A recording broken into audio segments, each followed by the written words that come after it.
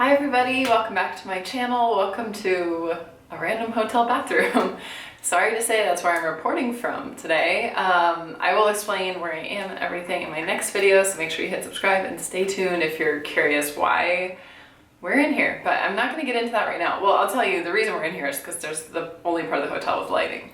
But I'll explain where I am and why I'm traveling and everything in my next video. But for today, I wanted to come on. I was kind of shocked how many requests I've gotten lately, especially for a video about what I do for a living other than YouTube and how I got into it. I'm a writer, I'm an editor, so a lot of people have questions about what even is a career in writing. And I just thought it was time to answer those questions. So I asked on Instagram, like specifically, what are you guys wanting to know? I have a long list that I want to get back to. So let's just dive straight in. I will tell you first like a little bit of an overview. I've always loved writing. I always wanted to be a writer. Even before I could read, I knew I wanted to be a writer. My parents raised me reading stories to me, and I just loved that so much. I loved stories, I loved words. I was like, I could not wait to learn to read. I would come home from kindergarten so mad I hadn't learned how to read yet. And it was just always, I never had a moment where I was like, didn't know what I wanted to be. Whenever somebody said, what do you want to be when you grow up? I always said a writer. It's just always been me. So fast forward, I went to college. I was an English major because that seemed like an obvious close choice. And then I went to grad school and I got an MFA, which is a Master of Fine Arts degree in writing. So that led me to my career, which is, like I said, freelance writer and editor. I have my own writing company, Milk and Honey Writing Studio. And I love it. It's amazing. I work from home. I make my own hours. I have a lot of fun. I'm very, very passionate about what I do. So I'm very fortunate in all of that. But that's the widespread overview. I want to get into your nitty-gritty questions. So what was the best way to find your freelance jobs while you were searching? The answer is definitely word of mouth. Word of mouth is the best way, hands down, no matter what. Even if writing isn't your industry, whatever industry you're in, I'm pretty sure it's safe to say word of mouth is the strongest tool ever. Almost all of my clients come from word of mouth. So your first client starting out might be like your mom's friend, like somebody who's willing to take a chance on you. And then once you do a good job for them, that builds your portfolio and they recommend their neighbor. And then their neighbor tells her boss. And then the boss tells his colleague over lunch in some other industry. And so that's how business spreads. There are so many gimmicky ways to get business and people who want to take your money to try to get you business and stuff. I've always relied on word of mouth, and that's what I recommend wholeheartedly. It works out so much better. You tend to know the person somewhat, at least as a friend of a friend, so you can kind of trust your clients to pay you. And it just works out the best. It's the best way to spread the word about yourself. So post on Facebook, talk to people that you know in real life, tell people, hey, could you mention at work, see if anybody at work needs this service that I'm providing. Just kind of start the web of all the people you know. That's the strongest way for sure. Next question. How did you start your business? What's your advice to someone looking to start their own writing company? Well, the best advice is just do it. With anything in life, you gotta just do it because you can't wait to get it perfect. You can't wait to have the perfect business name and the perfect business logo and the perfect database of clientele or anything like that. You gotta just do it. So that's pretty much what I did. I was actually still in grad school getting my writing MFA, and I just started doing it. I just started putting the word out to my friends hey, I almost have this degree. So, and I already have my undergrad degree. So I'm qualified as a writer. I need to start building my portfolio. What kind of work can you give me? And I just started spreading the word, getting people to tell other people about my services, having my first few little baby clients, and just doing it. And I didn't have a company name. I wasn't Milk and Honey Writing Studio. I didn't have a website. I didn't have anything. I just kind of got the word out there. And then once you have things starting to come out that you've written, you can kind of collect them into a portfolio, have a little something to show for yourself for your work, and then it just sort of evolves naturally. So then you can have a company name, then you can make a website, and then you can have a beautiful portfolio of all your work, and it just kind of grows. But I just think you should dive in first. Especially if you have a full-time job, just do it on the side, on the weekends, on the evenings, see, does anybody have anything I can write? And start writing. That's the best thing you can do. Okay, next question. How did you position yourself to where you can work from home? I would love to do that. Building up your savings on your own is going to be the best thing you can do. I love Dave Ramsey, his financial advice. And he says like you should have an emergency savings account of $1,000. So I would say once you've built up at least a little bit of an emergency safety net, that can give you, again, a little more freedom to kind of like make the first baby steps into freelance. But I personally didn't quit my full-time writing job until I had enough freelance coming in to like pay the bills, which stunk because I would get up at like 5 a.m., work for like 4 hours, then go into work at like 9 a.m., work until like 5 p.m., maybe do some more freelance when I got home, and then like repeat it the next day. So it's not a healthy or a good cycle, but it does help bridge the gap because you're kind of doubling your income. You're saving, make sure you're saving. Then when you finally let go of the full-time thing, it's like you have this safety net of your savings, your clients that you've already been drumming up, and you can just make a more smooth transition, kind of just like ease into it. All right, how do you schedule your workday? Honestly, this one's a little bit of a challenge, and the reason people think working from home sounds so great is that you can make your own schedule, but it's a blessing and a curse. It can be challenging to hold yourself to a schedule when there's no one else making you accountable whatsoever.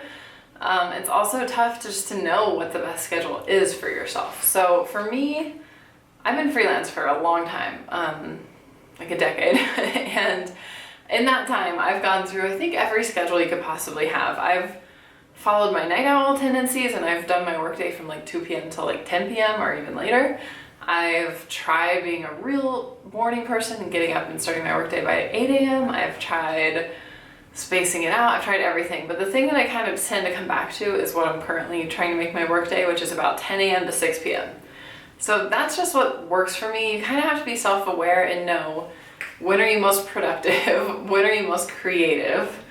Everybody's different. Everybody has different times that kind of speak to their soul, and you got to work with that, of course, within reason of like when your clients are making demands on you and stuff. I don't know, it does help if you're in the office when your clients are in the office, so you guys can be communicating as you need to. You kind of have to follow the schedule of the rest of the world a little bit. I don't like to start as early as 9 because I like to have my leisurely mornings. I like to get ready, which I'll talk about probably more on this. And yeah, so that's just what works for me. What does your morning routine look like? How do you plan and execute your day? Well, you guys know my morning routine is the miracle morning, which I have a video on. So I usually wake up at 6. I spend about an hour doing my miracle morning, which is like meditation and reading and journaling and all this stuff that makes me feel so good. It also really sets me up to be more creative during the day, which is really important if you're in a creative job. Like, you can't be getting writer's block all day if you're a writer. So if you kind of clear all that crap out of your head in the morning, it helps. That's why I like to really prioritize taking that hour to journal and read and everything. Then I like to exercise for about an hour. So by now it's like 8 p.m. or 8 a.m. And then, this is so key. This is probably gonna be my answer to a lot of questions. This is so key when you're freelance. You have to get dressed. When I first went freelance, I was like, yes, I'm wearing pajamas every day. I'm so excited. I told everybody I knew, I'm gonna wear pajamas every day. I'm so excited. And it was a horrible idea, like awful. You have to send the signal to your brain that like, this is a real work day. We are really working now. And let's act accordingly, because if you stay in your pajamas or your yoga clothes or your gym clothes or who knows what, you won't be productive. But if you put on a nice outfit, for me, I do my hair and makeup. If you're the type that likes to do your hair and makeup, I highly recommend it, because it gets you in the mindset of like, we're working now. We're not lounging around. Even though we're still at home, we are being productive. Like, put shoes on, like, I'm serious. So that's part of my morning routine, and I make a lot of time for that every single day. And eat breakfast, take care of my dogs, like get my husband out the door. By the time I sit down at my desk, it's about 10 a.m. So that's my morning routine. How do you plan and execute your day? Well, that's a loaded question for a planner girl. I have a few systems in place that kind of structure my day naturally. So like I said, I aim for that 10 a.m. till 6 p.m. window. And I have a few systems that I've developed just over years and years of being freelance. So the first hour of my workday, I like to knock out those recurring to-do list things. I show this in my planner videos a lot, which is my quotidian list, my daily recurring list of professional tasks I have to do every single day. So that's stuff like checking my email, responding to all my emails. I go to inbox 0 every day. I clean out my whole inbox. Even if it's not something I'm going to respond to right now, I put it in my action folder so I know I got to get back to it. I also clean out like my home inbox on my desk, which is, where papers accumulate and things that you need to do and stick-it notes. I go through that every single day. I have stuff for clients, like recurring clients that I do stuff for every single day. And I just have a list and I just try to power through it during like the first hour of my workday because it really makes sure that those important things aren't slipping through the cracks. Then ideally for the second hour of my workday, I like to have what I call my business development hour. And that's when I work on things that are going to further my business, because these are the things that fall so hard through the cracks if you don't have a system in place for doing them. Because when you have a paying client with a deadline, that's always going to take precedence and priority, and it's just going to like shoulder everything else out of your schedule. So I like to take a whole hour where I'm like not working on a deadline, not working on a client job, but I have like a running list of things that just need to get done. Like might be like make a website for your company, post on Facebook telling your friends about your company, stuff like little things like that. Like for me, it's often a lot of stuff to do with my YouTube or personal writing projects, just things that aren't like nobody else is gonna make me do them, so I gotta make me do them. So I spend the first 2 hours of my day like taking out those two big behemoth tasks that like have to get done, but often don't, because they're not urgent. Like nobody's making you do it, but yet they're not urgent, but they're important, and that's a big distinction. So then from there, I just spend the rest of my workday, doing work, fulfilling my deadlines, getting back to my clients, starting new projects, finishing projects, and just kind of sorting through everything that needs to be done. I try to take a real lunch break, because when you work from home, people think when you work from home, you'll work less. And it's the absolute opposite. You work so much more. Like you work through your lunch, you work late, you start early. It's just, you have to kind of be vigilant about giving yourself breaks and a structure, because if you don't, your work will suffer. Like if for no other reason than that, just know like the quality of your output isn't gonna be as good. So I try to take a lunch break, and then the last thing I do in my day, again, you gotta force yourself to clock out of work at some point. So the last thing I do is like 5:30, I start wrapping up my day. I go through my emails one last time. I make my to-do list for tomorrow. I plan my structured day for tomorrow, like prioritize what I need to knock out.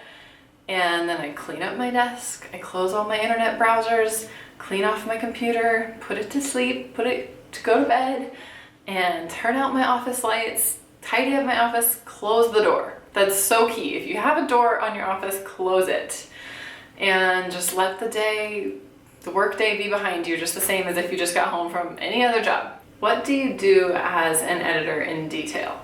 Well, this is riveting stuff, let me tell you. I think it's riveting, but if you're not a very detail-oriented, language-oriented person, it might not be that interesting. But basically, editing jobs can range from like, here's a list of bullet points, make this pretty, like make this into an essay.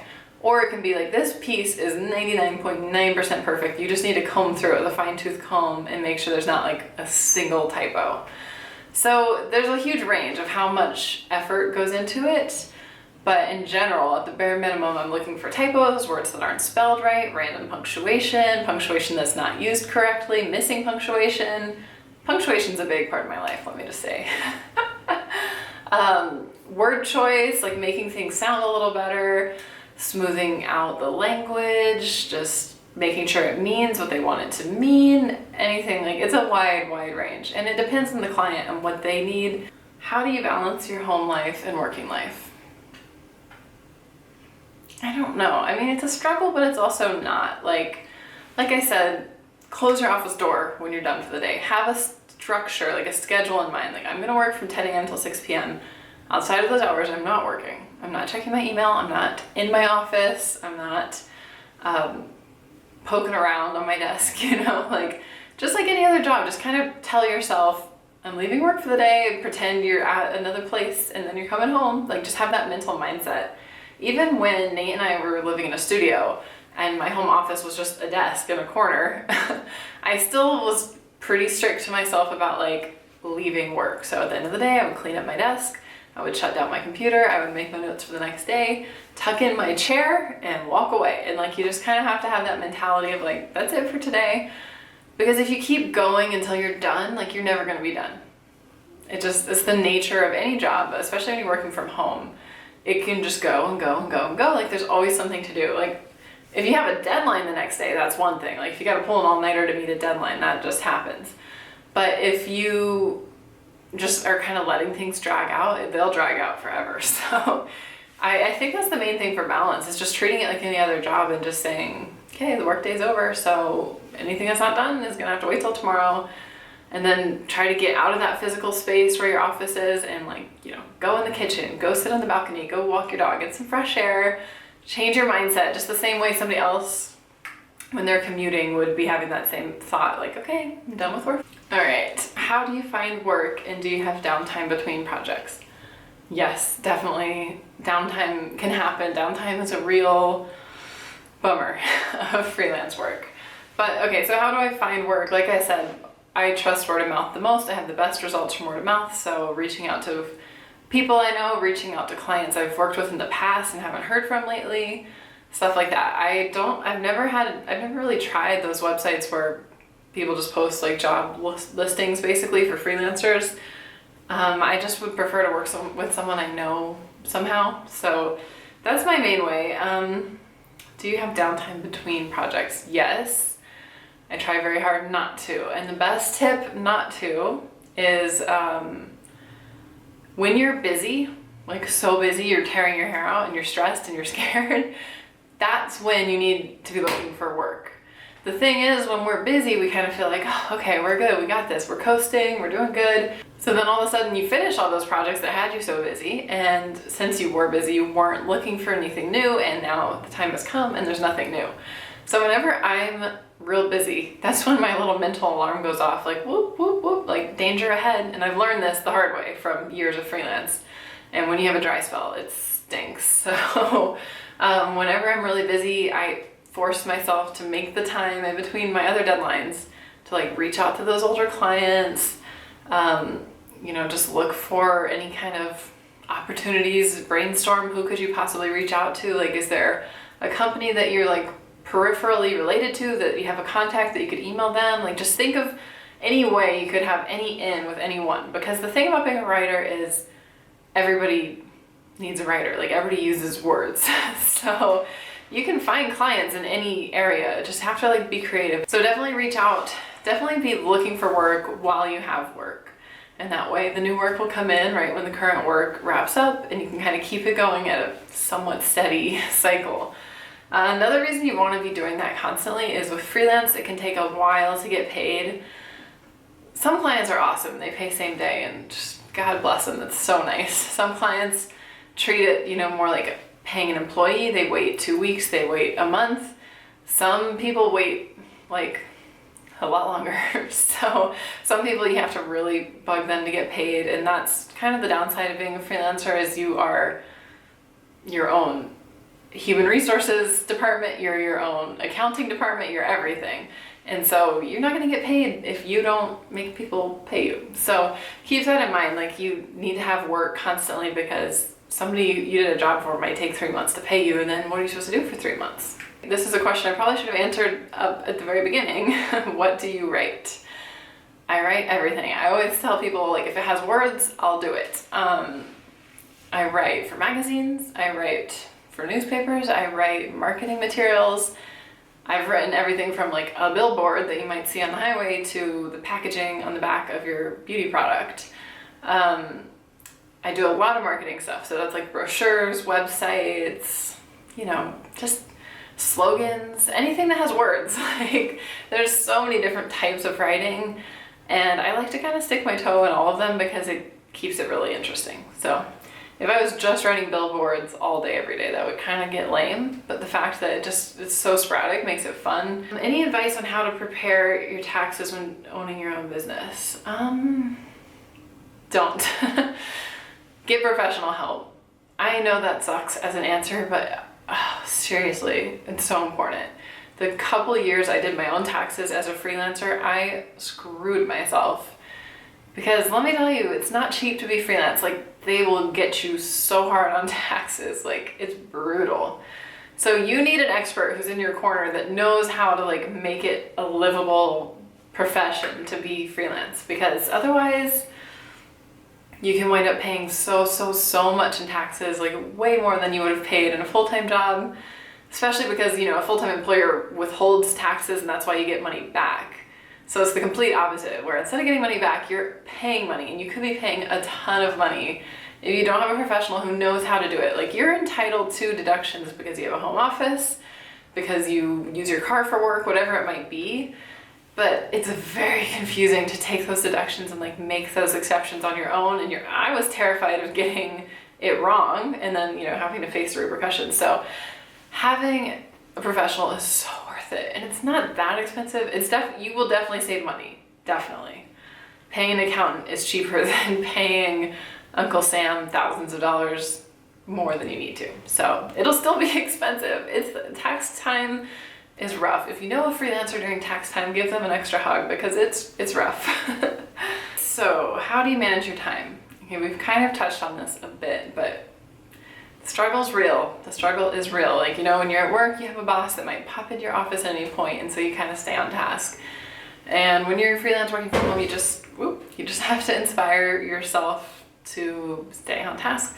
There's a lot of tools you can use to limit distractions. I think there's some other questions about that. But basically, make a plan for your day, hour by hour, minute by minute if you need to, and just stick to it. Just tell yourself, you know, I commit to this, like this is my career, this is my livelihood, this is my passion. I'm gonna make this work, I'm gonna do whatever it takes, and I'm gonna be accountable to myself instead of a boss. And you just kind of follow the plan you make for your time, and you respect that, and it works out. How do you stay on task? Oh, that's perfect. How do you stay on task when working from home or not be distracted by other tasks?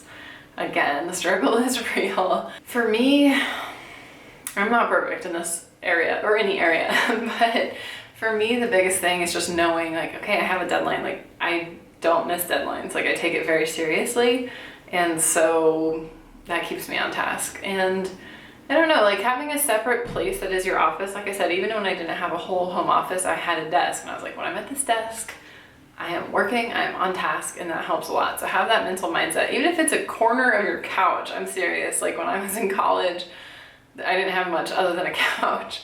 But it's like, have one side of your couch be the productivity side of your couch, and the other side is the relaxing side. Like, do whatever you have to do to tell your head, okay, we're working now. This is a functional, productive time. Something else that seems like a weird tip that I do is I have a certain candle that I burn while I'm working. Only while I'm working. It's always nice to have a candle going. So like when I start my workday, I'll sit down at my desk, I'll light my candle, it's like a little ritual, and then the smell I kind of start to associate with being productive. That's a tip you're not going to probably hear many other places because it might be crazy, but it works for me. And then at the end of the day, you blow out the candle, it's like symbolic, and you're done with work. So that's it. I mean, also just don't turn on the TV. Do not. Don't open Facebook. Don't. If you need a break, like go outside for a walk in some fresh air or like something like that. Don't do something that's just gonna suck you down a spiraling mess. All right, how do you balance time with work, planning, and spending time with your hubby? Balance is something that came up a lot from you guys, and what I'm sensing is that we all struggle so much with this elusive thing of balance. And it's made worse by the fact that like social media makes it seem like everyone else has their life in balance because we're seeing the pretty part of everybody else's life, but we're seeing the knit and grit of our own lives. So first of all, let me just say, I don't have everything in balance. I'm not perfect. It's a struggle. I'm human. Like we're all struggling. Even if it doesn't look like other people are, they are, trust me. Figure out what's your strength and what's your weakness. Like maybe you're really good at spending time with your spouse, but you're really bad about working. So just kind of focus on like, I'm gonna work, I'm gonna improve my work ethic, and the stuff that you're good at will remain good. Maybe you're a workaholic and you're not good at spending time with your spouse. So be like, you know what? I'm gonna limit my work time so that I can boost my time with my spouse. And trust yourself that like where you are naturally strong will stay strong because you're naturally strong. You're naturally a workaholic. You're gonna get your work done. But whatever you put your effort into boosting will grow. So that's how you can kind of balance, I think. I don't know, it's hard. It's hard for all of us. Project management tips on finances before doing freelance. I think those might be two separate questions. Project management and tips on finances? I'm not totally sure. Instagram is weird. It doesn't give you a lot of room to write these questions. Well, project management tips, have deadlines. Even if your client doesn't give you a deadline, this is so key. Give yourself a deadline. Because you'll have a client that'll be like, no rush, whenever you get to it. And that is death to a freelancer. Don't fall for that trap. Because you'll always prioritize the things that have a deadline, and you'll never prioritize the things that don't. And it's then your client comes knocking in like 2 months, like, where's that thing I said to do? So give yourself a deadline. That's so important. And then if you have one big deadline, break it down into little deadlines. Put them on your calendar, plan for them. You know, it's just like when you were in school. You can't save the big project for the night before it's due. Like, you got to break it down, like do the research, write the first paragraph. Always break a big thing down into littler things. It'll be so much more manageable. You won't procrastinate as much. Was that even the question? I don't know. Tips on finances before going freelance full-time. Well, like I said, just save. It's hard when you're starting out. You kind of have to work a lot. You have to work as much as you can, save as much as you can until you feel like you have enough of a buffer. It's tough. Definitely budget. Budgeting is so helpful. Make room in your budget to splurge a little bit so you don't like go crazy and buy everything. I don't know, those are some tips. I can do more videos on that stuff too. How do you stay motivated on your work and not get distracted by your phone or the internet? Well, sometimes I will leave my phone in the other room. And so that helps. You're not getting text messages and stuff. But also just, you have to make a conscious decision. Like, I'm not gonna open Facebook. I'm not gonna go on Pinterest, whatever it is. And you're human, so you'll screw up and you will do those things. But the key is noticing when you're doing it and stopping yourself. Kind of like in meditation, they say like you can't stop yourself from thinking, but you can notice when you're thinking and gently come back to meditating. So same thing with work. If that's a weird analogy, I'm not sure, but you're gonna just out of habit go to Facebook just the same way you just open the refrigerator. You don't even know why you opened it. So the key is noticing once you've done that and being like, no, I can do this later on my break or tonight, but for now I'm gonna close, I'm gonna X out of it and just consciously return to work. I know that sounds weird, but it does work. Like, just noticing that you're doing it is half the battle or more. How do you prioritize and schedule several projects at once without feeling overwhelmed? Deadlines, deadlines, deadlines. I can't tell you enough how much deadlines are your friend. Always have a calendar, always have a planner. Write in when everything is physically due so you can see it. And I like to always work backwards. So whether that's on a small scale and I'm planning my day and it's like I have to be somewhere at 6 p.m., that means I need to leave by 5 p.m., that means I need to get ready by 4 p.m. You know, it just works backwards. That's the best way to do it. Same thing with a month-long project, like work backwards. So it's due on the 1st. So I need to have my rough draft by the 15th. So I need to send it to the client by the 20th. Like, just kind of calculate how many days each stage is gonna take and go all the way backwards. Especially if you have more than one project, have like, okay, this one's due this date, this one's due this date. So I need to have the rough draft by this one by this date and this one by this date and break it down. It can be overwhelming, but you can do it. So just try to see the big picture and work backwards, figure out where everything needs to fit. So that way, when the time comes to do something, you know you need to be doing it. How do you manage your finances as far as bank accounts? Well, it took me a few years of freelance to find this system, but this system works really well for me. I have 3 bank accounts: personal checking, savings, and another personal checking account, but I call that second one my business account.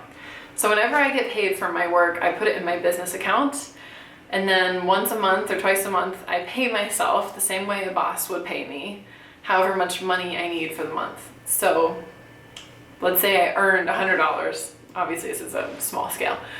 But I need $50 for bills.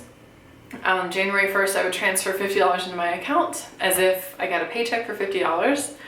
I would go through the month just living off of that sum that I transferred. Meanwhile, the business account has whatever money it has left over.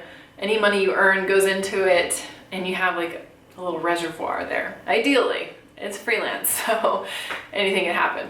But that way, even if you have a really dry month, you've got this little reservoir business account that you can transfer out of to pay yourself like a normal paycheck. That has helped so much for me, because when I was just like putting it all in my bank account, I was like, I don't even know how much money I have. Like, it's coming, it's going, it's a mess. And you're not like a normal employee where you know, okay, I'm gonna get paid this amount. So this can kind of give you a little bit of stability. Obviously you have to earn enough, you know, to do it. So it's a challenge. Another thing that makes you a better writer is reading. Read a lot, read a ton, read novels, read whatever you're interested in writing, read magazines, read business websites if you want to have a writing company, read brochures. Like, every time you see a brochure, pick up and read it. And just pay attention to the writing style and kind of internalize it, and then that will help you be a better writer and write in that style. Productivity tips, top productivity tips. You have to get dressed every day. You have to, it's so key. Just trust me. Do your hair and makeup too if that's part of your normal feel good routine. You'll feel so much better and ready to tackle the day. Also go to a coffee shop. Like the thing with working from home is you're home all the time, and that can crush your productivity. So sometimes if I have a project I really need to buckle down on, I'll just go to the coffee shop, bring nothing but my laptop with the files I need, and just barrel down, and that kind of setting kind of helps you be more productive. General freelance tips. Well, it's kind of general. Never miss a deadline. I recommend billing half up front with new clients, or billing everything up front with a new client, because if you're freelance long enough, you're gonna get burned. Like somebody's not gonna pay you, and that sucks when you don't have a real job to fill those gaps. With most real jobs, you don't have to worry about your boss just randomly not paying you. But when you're freelance, you definitely have to worry about that. Like, don't be naive and just trust every client who comes your way, because a lot of them will take the product and run. So you gotta protect yourself. And if they balk at that, it sucks for them. But like, it's the price of doing business. They need to pay at least half up front. So if they do run with your writing or whatever it is, at least you got half. But that's a real danger in freelance, so be careful. Once you've worked with someone before and you trust them, then it's fine, just bill them at the end. But definitely do half up front with new clients. Let's see. You know what's another good freelance tip is charge more. It's so hard to know what to charge, but trust me, charge more. You're not charging enough. Unless you're getting a ton of no's. Like if nobody's ever hiring you, that's okay, you're not doing it right. But always just charge more. Like we tend to underbid ourselves. It's really hard as a freelancer, I know. When I was first starting out, this slightly older and wiser marketing lady who had hired me to write some stuff, she kind of took me under her wing and she was like, you're not charging enough. You need to literally double your rate. And I was so grateful that she told me that, because you never know what somebody else is charging to do what you're doing. And it's insecure, especially when you're starting out. It's like, I need this business. So it's so tough.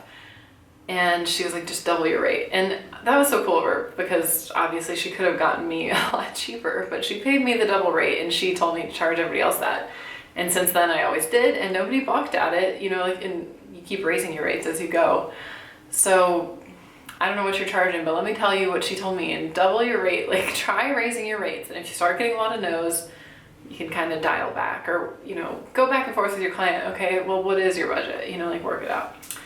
All right, how to find work. I feel like we've covered that, but it's another good tip. If you are a writer or like a creative type, you can maybe kind of team up with another freelancer and form an alliance. So for me as a writer, I often get paired up with a graphic designer, and we'll work really closely together. I love designers. Some of my best friends in the world have been graphic designers. We'll work closely together, like as they're designing the brochure and I'm writing it or whatever. And if you have somebody like that and the project goes well, maybe reach out to them separately and be like, hey, if you have a job that they need a writer, recommend me. If I have a job that they need a designer, I'll recommend you. We work well together, and that can work out well. I've done that with other graphic designers I work with. I've done that with web designers. Somebody's got to write the website they're making. So think about that and kind of team up. What are the downsides of working from home? I'm glad I got that question, because people always get so envious of working from home, and it is not all cupcakes and sunshine and rainbows and unicorns. Like, it can be really hard. Like, as we keep saying, it's really hard to manage your time. It can be hard to get motivated, especially if you don't have a deadline, or you're trying to get work. That's not that motivating. It can be kind of lonely. It can be kind of isolating, especially if you're not in a relationship or you don't have a roommate or a partner and you're just home alone working all day and then home alone at night. So don't race to quit your day job. Like for some people, that's so much better. Like if you're a social person, that's a lot better, I think. For me, I'm enough of an introvert that I do well being on my own, but I have to force myself to get out of the house every day. Because when I've had periods of time where I'm just working, I just have my head down, I'm working long hours, I'm not going anywhere, I'm not seeing any of my friends, it can get depressing, even if you are on the more introverted side. So I force myself out of the house, even if I don't get to see a friend every day. try to go out with Nate in the evenings, try to just run errands, try to do some shopping, try to get exercise in the fresh air. Like, you kind of have to take care of yourself. So it's not easy, but if you really truly look inside yourself and you really think working from home is for you, you can make it work. You can make it healthy, you make it a good balance, but it's not easy. The nice thing about working somewhere else is it takes so much off your plate. They motivate you, they keep you to a schedule, they keep you accountable, they keep you social because you see other people while you're there. Like, there's some pluses to that, so try to look at both sides. Last question, is school necessary? I assume you mean as a writer, I think so. Are you asking just in general? As a writer, I would say yes. And I think a college degree is necessary. I'm not saying you couldn't be a great writer. There's been a ton of great writers that didn't go to college, but as a professional writer, if you're looking to get business clients that are gonna like pay the bills, I would recommend it for sure. Now, your clients are gonna ask to see your diploma the way a potential employer might. So you can get away with no college degree for sure. But the things I learned in school were priceless as far as, like when you start a job, they train you and they teach you what you need to know. But if you're freelance and working from home, there's nobody to do that. Nobody to teach you the ropes of like how to be professional, how to word an email, how to balance all these projects and stuff. So just from that standpoint alone, like even if your degree is not in writing, if you have like a business degree, I think it's a pretty huge asset for being a professional writer. Being an English major is awesome. I mean, if you're the type that wants to be a writer, I think you would enjoy it. Honestly, I loved school so much. I would go back to school in a heartbeat. I would start in kindergarten and just do the whole thing again. So yeah, it's necessary, I think. And that's all the questions. Wow, okay, we covered a lot. Let me know if you've still got lingering stuff, but I really hope this helps you. I hope it empowers you to become a freelancer if that is your dream in life. Or maybe you just learned enough that you're like, no, thank you. I don't know. But definitely, no matter what, I think everyone can be a writer. I think everyone has a talent for writing, and that's just something you have to nurture, practice, read a lot, and just find the joy in it because it's fun. At the end of the day, it's just fun to play with words. It's just, words are the raw material of our thoughts, of our lives, of everything that humans do. And you get to play with them and tinker with them and move them around and find just the right one. And it's like, you're a true wordsmith. So I love writing, recommend it as a career, recommend it to all of you, and thank you for asking me about it.